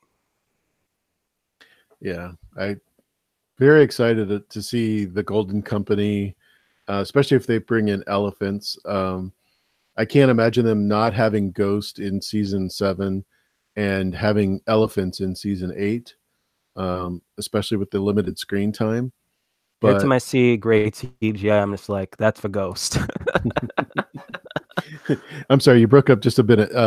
Every time you see gray, No, every time I see great CGI on the show, like oh, after series like season 7, and then we're gonna see great CGI season 8, I'm like, okay, we pretty much sacrificed Ghost for this greatness here, so it's justifiable. But at the same time, just give us Ghost. wouldn't it be hilarious if the White Walkers were afraid of elephants and that's what drove them back? Oh my gosh, really? I'd be like, really? So this whole time, our whole solution All we needed wasn't was an getting elephant. dragon glass and thing. It's just like, exactly. Who has a house with an elephant on their crest? That's what the we If need an the freaking elephant if the wall banner. was pretty much just keeping like Night Kingdom at bay, it's like you should just not just had like a field of freaking elephants, and there you go, the Night's Watch, pretty much a zoo at this point with just a whole bunch 700 of miles of elephants. elephants. That's awesome. Yeah, Talk about the Night's Watch having a shovel. There would be a lot of shoveling. at least that would have uh, been like what else? Maybe like Sam could have lost like a bunch of weight if he was just doing nothing but day and night just shoveling and shoveling and shoveling, and there you go. His father would have been proud to see his son just like all slim. Too funny. So let me ask you this: since we were talking about season 8, what's the prize season 8 Funko gonna be? Ah, that's a good. I know they can probably make like a whole bunch of like movie moments or just like really say show moments of like certain scenes or so. Which I'm still surprised that they haven't made him of like any Game of Thrones scene yet, really. Because like, they've made like so much for like Harry Potter and freaking Star Wars. It's like, come on, make some others, especially with Game of Thrones. But at this point, it's like one of them is going to be prized if Cersei's still alive and she's on the throne, or if John or Danny, because they made like John and Danny on the throne. Like if any of those characters like actually start ruling it, like that value just may actually start rising. People might actually start buying it. So that might be like one. If they have like another the Hound Funko Pop in the armor, that could be like another prize one, or even like a new Sansa, because like they only made like one of Mm, those. So mm. that could just be a prize one or so if they just or just a regular like, new one. But at this point, like yeah, if there's gonna be those prize ones as of now, it's probably gonna be whoever's like on who's ruling the Seven Kingdoms. Like that Funko Pop might be just the prize one. Russell Wolverton asked how many dragons there's going to be at the end of the show. None, all dead, gone. I don't see like any surviving at Wow. all, unless somehow, some way that there was more dragon eggs that we just didn't see off screen or something, and then they just end up like cracking. Because I still see it in whatever fight scene's going to be with like against the Night King and Icy Viserion against Danny and Drogon, and then we all say like, oh, John is gonna get on a damn dragon, and he is gonna be like fighting on the damn dragon. So it's like in that whole fight, they may just all end up dying. Because that would have been epic if Icy Viserion comes in, kills what is it, Rhaegal? That's his name, right? That dragon, and just Uh, kills it. Viserion, the one that died, and No, the other one. There's Viserion, Drogon, and Rhaegal, right? Rhaegal, yeah. Yeah. If it just like swoops in and just like kills Rhaegal, and then like a whole bunch of like White Walkers and like whites just come flushing in, like that would have been epic. And then you just pretty much get that final scene between the two dragons like fighting it out, and then they just both end up dying at the same time or so. Like that would have been epic if they do show does that. But I don't see like any dragons like living at this point. Yeah, yeah. I think we're gonna have a dragon that's gonna be alive because whoever's gonna sit on the throne will have the power of the dragon So if Tyrion honor. is, is or Exactly. Varys is on the throne, Hmm. he's gonna be having a dragon. Exactly. Yeah, whoever it is that'll have the power at the end. Um, Personally, I thought it was going to be much more of a women taking over the different kingdoms, and that's how it was going to be broken, the wheel. But as far as the throne, I have no problem with someone winning and being in power and being in control of a dragon. I think that would be a great ending. As long as that person who's on the throne can actually control that said dragon. Well, as we know, dragons aren't slaves, so yeah. It can end up being dinner though. Like I don't see Varys as like whoever surviving dragon. It's like controlling him. It's like okay, how could he do it? Like unless like the show introduced like some type of artifact where you can actually control a dragon. It's like okay, there you go. The one thing about Varys is he doesn't like magic, and um, his joining Danny's team is kind of anti um, anti his personal beliefs. So it'll be interesting. We'll see. It's like the enemy of my enemy. It's like even though I'm against it, if it aligns with my goals and get what I Hmm. can get accomplished, then he will just do it. But even then, like the moment we were like, Melisandre comes in, he's like, yeah, get out. It's like it's just that tipping point where he would just like, yeah, just get out of here. Because when it came to like Essos, when it came to like the priestess and stuff, he was like, yeah, I'm not with this. And he tries the same thing with like with Tyrion, even though he allowed it, he's like, but should you? And then we get that epic scene, and they really just don't go on it anymore. It's like, what truly did he see in the flames? Yeah, that'll be a pretty cool reveal if it's a person that's in the show, right? Mm-hmm. Through magic. Um, I definitely want to keep this down to a limited amount of time because I know you're super busy and you just got up I'm and not probably busy. I'm not busy. I got chores to do, and this is pretty much just delaying it for me from doing it. So I'm like, let's nice. go on, let's go on. You and me both, brother. You and me both. We all have chores, right? Mhm. No matter how old you get, you always have chores. Oh, well, that being said, and since we talked about the Melisandre, are we going to get the fiery hand? Are you familiar with that theory? No, could you please? So Mhm.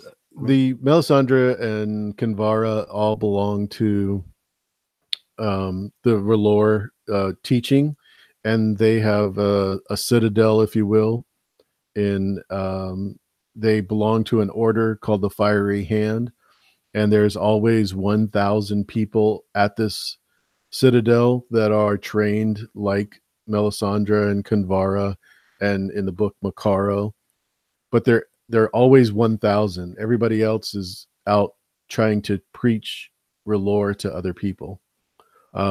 Just like Thoris of Myr, he was part of the same thing. Isn't that where And she said she was going in season 7, right? Or well, she said she was leaving and she would have to return, but she didn't say specifically to the fiery hand or anything like that. But that's what everybody that has read the books presume. So I think with the return of the fiery hand, her including them and the Golden Company, I think that's one of the things that's going to give this battle, if you will, with the White Walkers such an epic presence. that would just be like another good army to like fight them. Hmm. So that would be good Yeah, if she actually does end up going there and just recruits. But you said there has to be 1,000. there's exactly 1,000 at the Citadel, so that's how many people are going to be coming. And I don't know if you got this far in the book, but Melisandre was at the wall when Stannis was there, and um, the eagle that was warged into was flying around that, and she threw a fireball, kind of like the Children of the Forest did at the cave, Mhm. at the eagle, and it died. So it's very it'd be very telling if that something like that happened at the Battle of Winterfell or something like that. Yeah, that'd been excellent. Like if they're gonna be like in a situation where they're just gonna be surrounded by whites, and there goes Melisandre and gang like doing that, that would actually been epic. If the show does something of that magnitude. Mm-hmm. Yeah, I totally agree. It's going to be one of those that is like the Battle of the Bastards, but on even more epic. Yeah, I think they filmed the specific battle for 55 days, so not exactly a small feat, if you will. One of my True. favorite episodes was season 4, 9, and 10, the Battle at the Wall, and I saw that in IMAX in the Oh theaters, yeah, I remember they were doing like certain episodes. They put them in theaters. and that battle was in IMAX was just fantastic. So I can't imagine them not having any kind of an IMAX presence for this one. They should. Like if I hear like they're gonna do like any episode before it airs in IMAX, I'm hopping into it. I'm buying tickets immediately. Immediately. You'll Like you be guys might there not even see like my reaction or anything. If anything, probably had my phone on in theaters, even though you're not supposed to. just on your face, right? I know. Mo Castillos is leaving us. Thanks for coming by. I appreciate that very much. Thank you for your Thanks for super chat coming. as well. So, I definitely want to end this if you don't mind. We'll get a chance to talk about it later. I know you always say, nope, we're not going to do an hour. It'll always go 2 hours. That's what you Uh, always say. how But long we been going for? an hour and a half, so not too bad. Okay, so I'll keep rambling then, so I can be like, man, it's 2 hours. You have any questions for me? I know you've asked quite a few, but Yeah, like, oh, I don't think I've ever asked you because I think I was meant to, but I think we just transitioned to like a topic. I was like, yeah, I want to get to that next topic. But like your favorite, did you mention like who's your favorite and least favorite Lannister?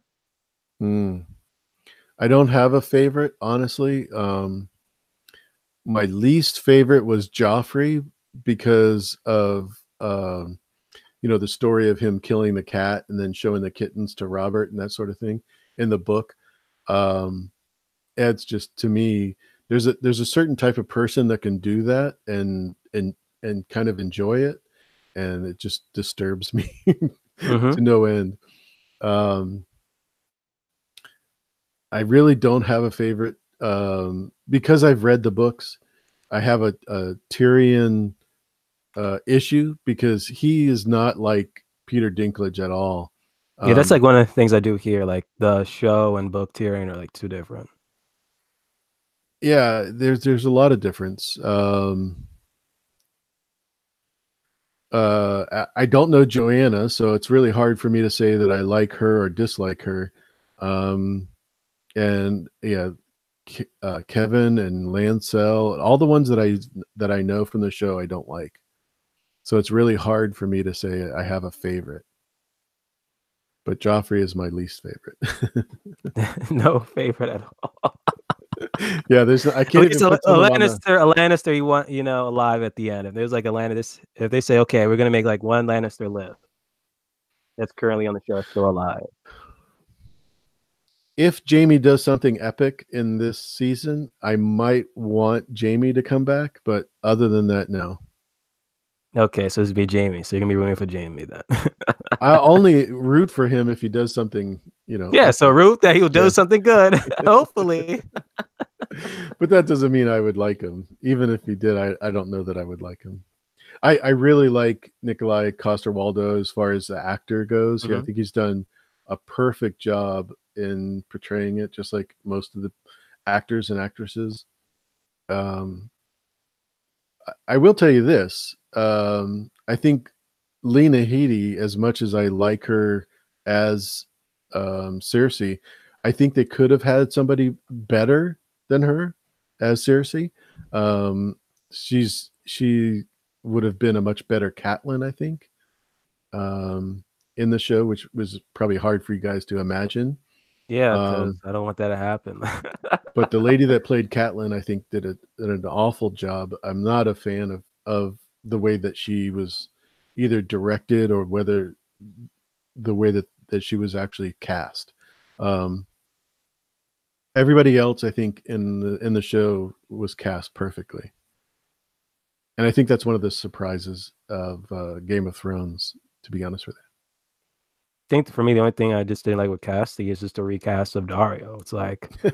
okay, if you're gonna recast him, do it a better actor than what we got on the show. Like that's like the only one. Well, see that actually the very first person that was cast for both Hmm. the Mountain and Dario, I was totally fine with. Um, Both of those guys were great. Then he pretty much went off and did Deadpool, and he's like, yeah, I'm not coming back. Yeah, I don't know what the heck was going on. I think it was just one of those D&D things where they're like, if you want to go, go. I would have fought harder for that. That's as you can see, I don't get my way unless it's gonna be Cersei living. I'm like, yes, D&D, I love you. Proto Peach says, "Who do you prefer to see as cast as Cersei?" And that's a great question. One of the best things about the casting of Game of Thrones is that they bring us people that are not that we're not familiar with, Hmm. like Alfie Allen, like Jack Gleason, etc. And that was one of the best parts of the show. So I'm not sure exactly who I would put in there, but yeah, I I can't even think of anyone really. She just did an excellent job. Like I honestly can't see like anyone else being Cersei. Like if like what 60 years down the line, HBO is like, you know what? Let's do a reboot and get new actors. And I'm like, what? Even whoever's gonna be Cersei, it's like I just can't see anyone else as Cersei. I don't. Even yeah. when I was reading the books, I'm like, I see Lita Henny. I don't see anyone else. Yeah, it's very hard for you to mentally picture Lena Headey as Catelyn Stark, but or anybody else playing Cersei. So I can totally I understand that. can't. For personally, I still can't see it as Catelyn because I can't stand Catelyn. It's like, oh damn, why you have to put like Lita Henny to play her? Like why?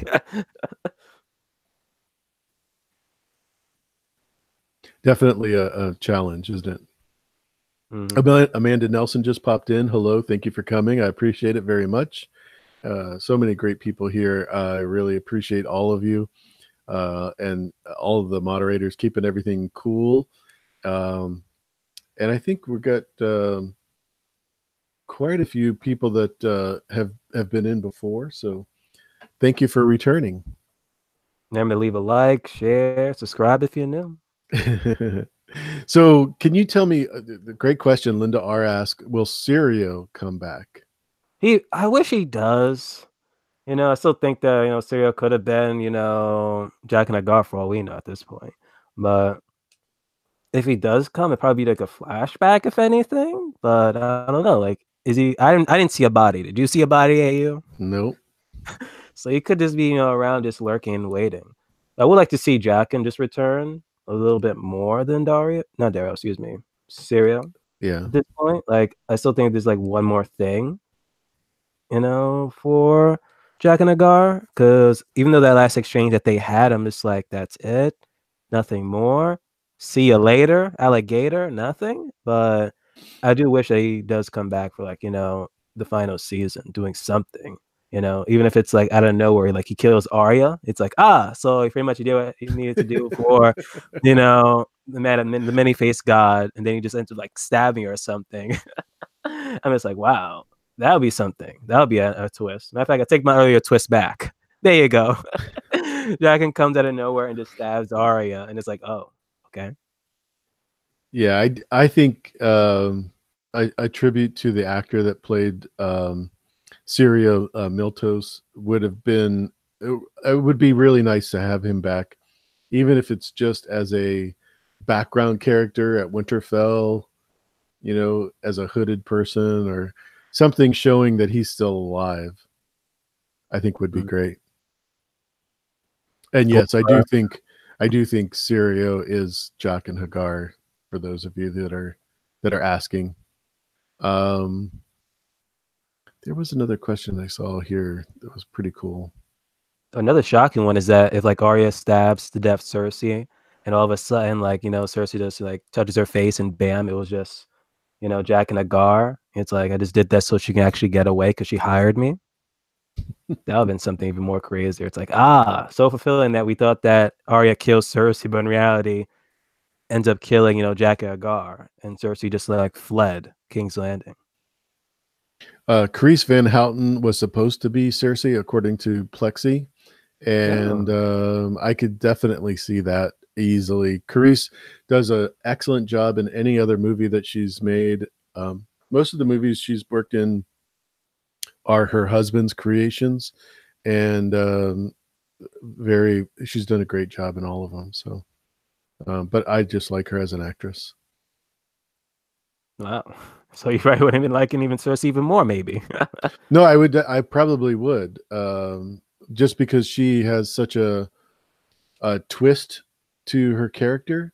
Mhm. Doesn't matter, what realm she's in. I've seen her in a western before, so um, I like the way that she brings that twist. Oh Entertaining yeah, too. Plexi asked also, what characters will be consequential to the end? Let's see. Hmm. You can go first on this, because Yeah, I'm still I debating think with this. I think the obvious answers are John and Danny and the Night King are going to be the most consequential. I think they're going to bring the most closure to the story. Because what happens if the Night King dies like episode 4? It's like what? Yep, Then we got 2 more episodes. It's like what's next? we haven't thought about Like that, but that's that's a possibility. yeah. Because it's like okay, that's the whole thing with me. It's like when is he gonna like die, or if he actually does end up dying? Because we're Hmm. the Night King just end up like turning around for something else if he just needed something accomplished, and they end up doing it. So it's like okay, and we still got like what a few more episodes to go. Like what's gonna be the rest of Game of Thrones at this point? Because it's like, will he just die episode 5? Is he gonna die episode 6? It'll be crazy if he ends up dying in episode 2. It's like, what? If he doesn't end up dying episode 2, then it's like, well, then you really just can't predict like anything else is gonna come really after, really. Right, and that would be a huge shock to the show because we're always thinking this is going to be the end game, right? The epic battle between John and the Night King, and then Danny helping or Bran helping to make it happen. Yeah, Great one. yeah. So, um, yeah, I think we're. I see one more question, which is good, like from Oh, please. Plexi. Like, how do you see the book's ending, and will it be radically different from the show ending? Like, only ending I see that's gonna like be like copy for copy. It's like the end of the Night King, unless like George is like, no, he's winning. But like that's the only thing. But all other like characters surrounding it, that's gonna be like dramatically different. Because we know like Stannis could be in there in the end, but apparently in the show he's dead, but in the books he's still alive. So it's like, is he going to be like one of those factors that like needs to be alive type thing? Not only that though, but there's still even like more like subplots and subplots within the books that's like not even touched on the show. So that's even going to make things even more dramatically different. And that's what even like motivates me to even like continue like to like read the books because I know I'm going to get something that's going to be different from the show. Regardless, it's going to be like this still the same ending. It's going to be similar. The only thing I see similar is just like the defeat of the Night King or the Great Other, or they're calling him in the books. That's not because I know they call the Night King is just a show thing. But other than that, it's like all the other factors is still going to be like not even going to touch. It's still going to be like different from the show. Yeah, I think it's going to be totally different from the books. I think that's the one thing that the book readers will have a reason to read the books. It's going to be, to me, it's going to be so much different. Wow, another super chat from Amanda Nelson. It isn't much, but I wanted to help. Oh, isn't that nice of you? It's always Um, it's never a matter of like how much you're donating. It's just the littlest, even to I, like a cent or whatever. It's always helpful. I'm just glad you're here, Amanda, and I hope you're enjoying it. And thanks for the super chat. I was so appreciative. Your generosity is very real to me. So thank you. Um, So I was reading Plexi's question earlier, and she retracted it. So I'll kind of read it in a way that's different. As far as characters that we don't know, like or don't think about, Varys or Dario or someone like that, do you think there's going to be a character like that that's going to have a significant impact on the end? Let's see, a significant impact, like, if we're gonna get Howland Reed, maybe, because I haven't seen, like, him in how long? Or even, like, mentioned that much. Could be a sort of impact, because for all we know, the show can be just like, saving up for him in the end for doing something major we haven't thought of.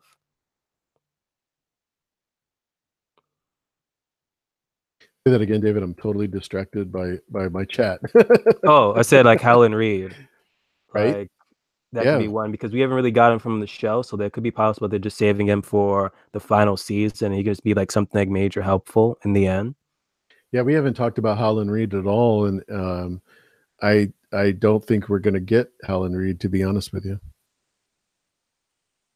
No, because we don't have enough time for that. Since it's like what 6 episodes, it's like we need to get everything else that we already established out and going. What's he really going to do other than maybe give information to Bran about what he knows from the God's Eye? And they're not going to introduce the God's Eye at this point, are they?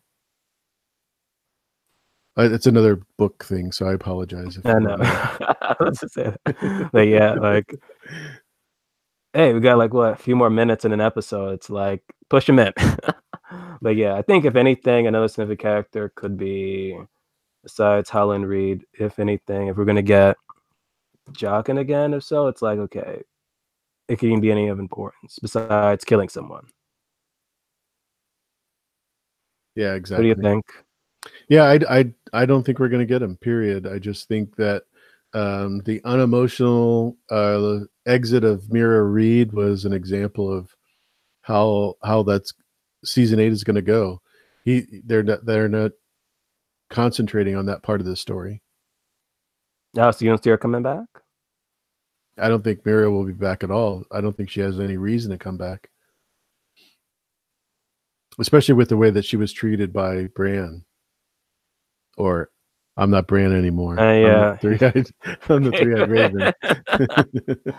Oh my gosh. You better wake up from that like thing, like, oh, I'm just a three-eyed raven. Like, nah. You better snap out of it, apparently. Maybe who knows? Maybe he just like ends up like working. You just saw like, Danny and Johnny's like, oh shoot, what the hell is going on with me? But hopefully he wakes up from that because it's just like because it was just so emotionless when he ends up seeing like Sansa and Arya. It's like, what? I want something like more lively from this dude, but he's just not.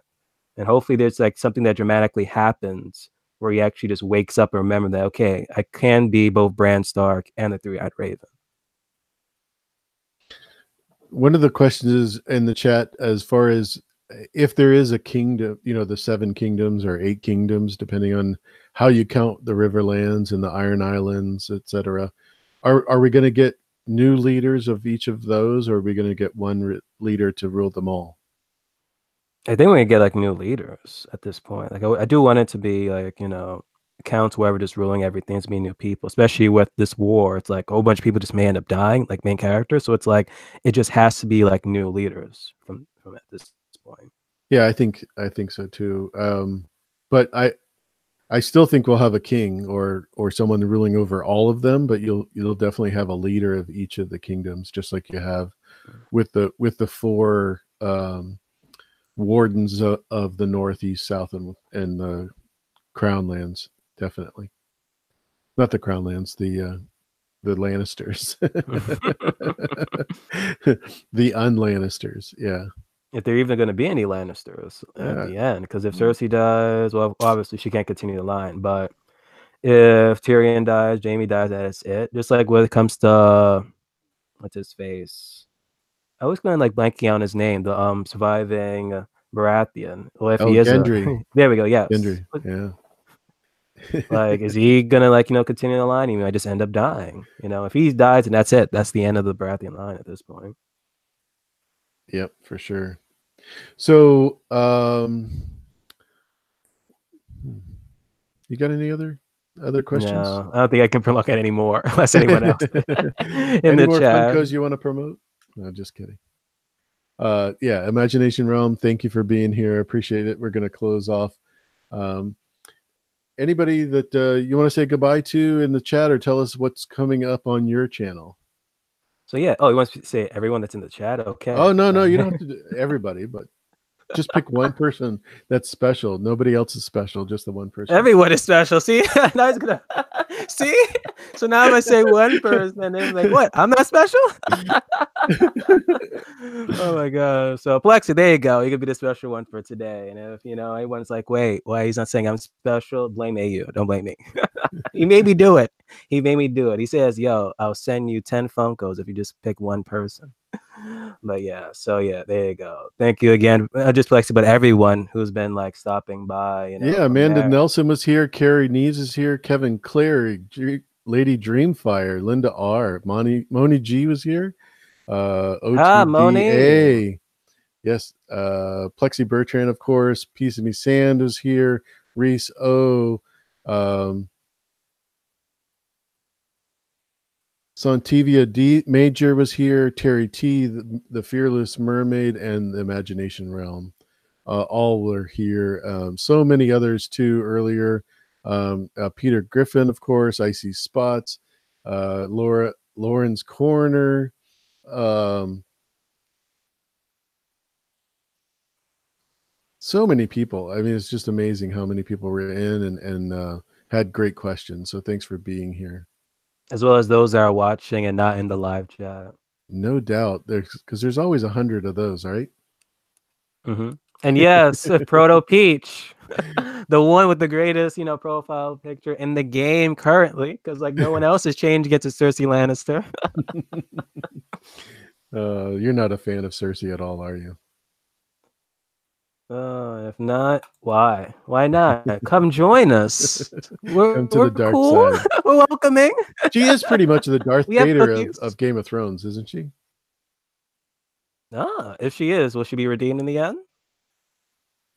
If so, if she's gonna be like, unless she's gonna commit to the dark side fully. That was like one of the questions earlier. Like, will she be remorse? You know what kind of color she's wearing? Black, but in the promotion, wasn't it like black and red or something? Or my eyes are just like bugging out with the recent photos. I think you're thinking of Dany's white and red. No, I saw like Cersei, unless that's the coloring or whatever in the photo. But the one that was recent where people on the thrones, like, wasn't a bit of red or something, or was like a different color, violet or whatever? Was it completely gray black? area says it's gold and black, which is the Greyjoy colors. But I don't, we'll see. I'm colorblind, apparently. Mostly it's black.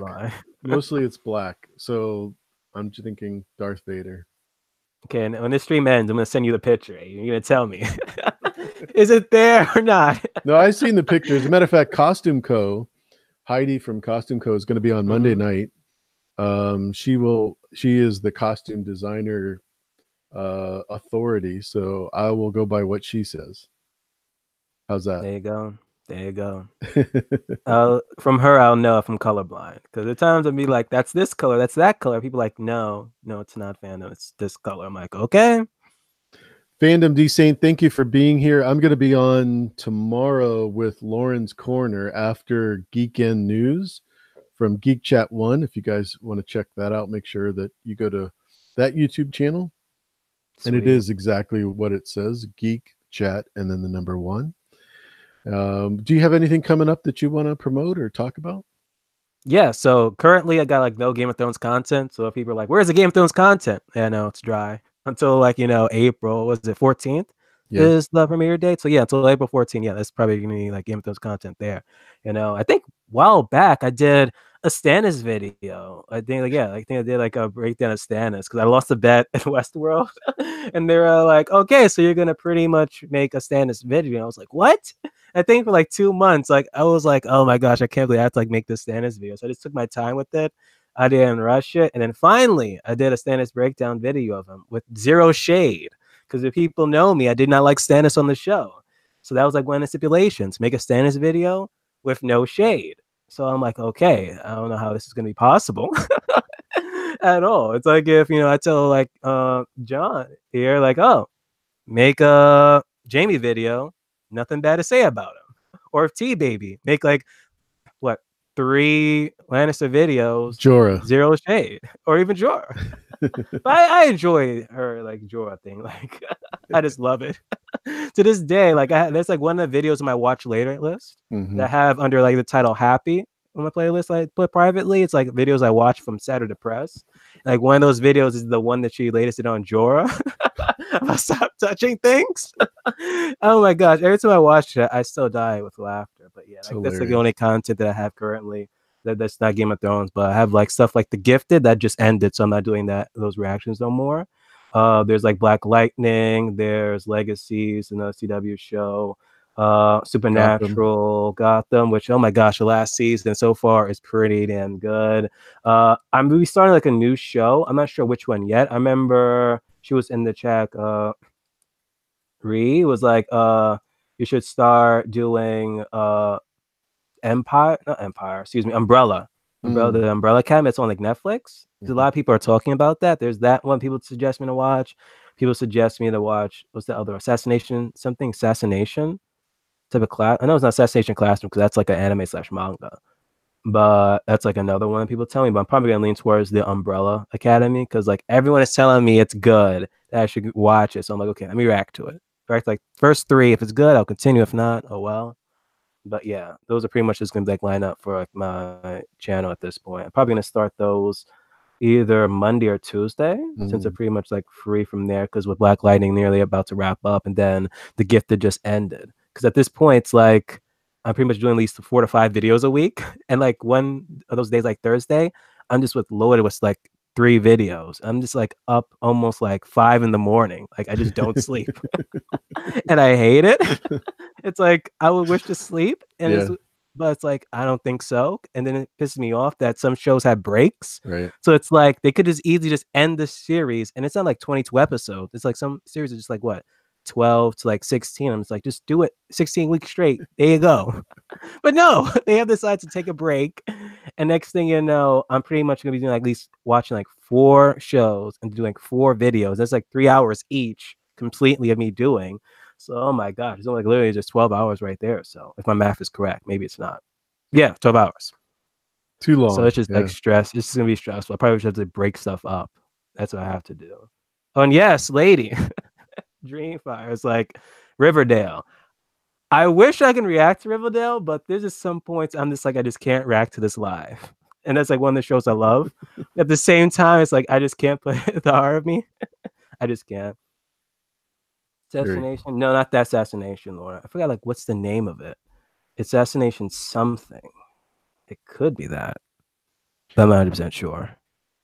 Well, tune in to Fandom D Saint. He always has great reactions on just about everything he does. I don't think I've ever seen anything that I would say that is bad. You always have, it's funny how intricately interested you are in each character. That's the way I look at it. All the shows you cover, you have such a personal connection with. So it's always fun to watch.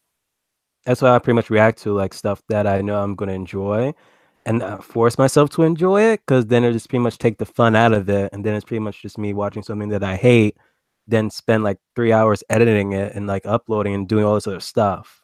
So it's like, why do that? Mm-hmm. Always do content that you enjoy, not what you hate. Especially The Walking Dead. It's like, Exactly. But I had to stop that though. They got me. What was it? Season where we're on season 9, right? Halfway through, I'm like, what are we doing here? I just had yeah. to stop. I just couldn't with my I How just couldn't. slow are those walkers? I don't know. It's the same speed as we saw in Game of Thrones, but I don't know. They at least they got to the wall. Finally. It took them 7 seasons, but like, oh, they're there. And Walking Exactly. Dead, it's like, are they still out there? I don't know. It's almost like But the also, walkers populate and depopulate depending on what the storyline is.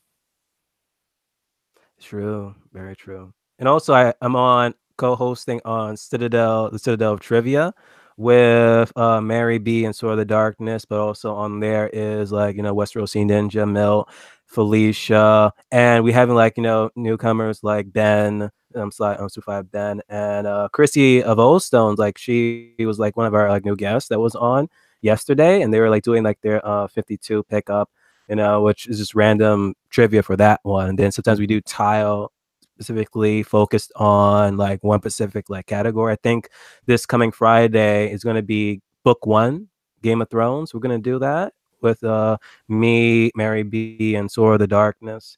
I think the one coming after that's going to be Jeopardy with like Westeros Ninja Mel and Felicia, which is pretty good. As he was talking about earlier, he tries to like make it first. That is such a hard show to follow because you just cannot be as smart as Ben and Dog and those guys. You just It's gotta just try. I at least have to like have my live chat on my laptop, my phone, and even my mhm. PS4 to try to see okay which screen is gonna get the question out first, so I can easily just type it immediately into the chat. And then you've got to just make it fun. That's the only way to do it Hmm. because otherwise you're just going to get frustrated. Exactly. If If you I'm on the don't know it, road, try to troll it. And sometimes troll answers be correct if you just don't know. I remember hmm like sometimes that actually happens, or someone just trolled an answer and they're like, "Oh, you got it," and you're the only one who got it. I'm like, "What?" Well, it's good to see you again, and it's good to have you on the channel. Let's make it less than 2 years on the next one. How's that? Yes, start pumping out more content, man. I Like, remember this point in time, he was like, "I'm going to make a video. I'm going to make a video." I'm like, "Where is this video?" I was even messaging you at one point. I'm like, "Where's this video?" And finally, he's going to come again. And with Game of Thrones, even like going to like 30 days, and even like as the season like goes on, even afterwards, because hey, it's gonna be Westworld or Yep, another show that you may like end up like watching, or maybe a book series or so, or just hey, just a random live stream just to chill. I'll be there. exactly. Just Awesome. tell me. I'll put down like my manga books and stuff. Because lately, I've been going on less chats because I've been like reading like more mangas. I've been like on this new social like platform I discovered like a while back, like Discord and stuff. So it's like I went to like a manga community, and Mm, like they've been introducing like so much stuff that I've been like reading more lately. It's I've been like in less live streams. I'm really just there for like an hour or so, and wow. then I just like go back or just like have that in the background and then listen to two things, and then just still like reading or so. So it's just crazy. Just crazy. I don't know how you get through school. That too, in the back. Yeah, yeah. Very cool. Well, it's good to have you on. Thank you for being here. Thanks for all that you do for the community. It's a real pleasure. And No, I'm thank so you glad that guys. Thank you guys, especially with this. It was like no chores, but still, just talking about Game of Thrones in general for I don't care how long is still the highlight of my day. amen. Yeah, absolutely. Thanks everybody that has been here in the chat and stuck with us for the 2 hours. I really appreciate it. I know that it's a pleasure. Make sure you guys come back tomorrow, and we'll see you after Geek End News. In the meantime, thank you, David, and you take care. Have a great day. You too.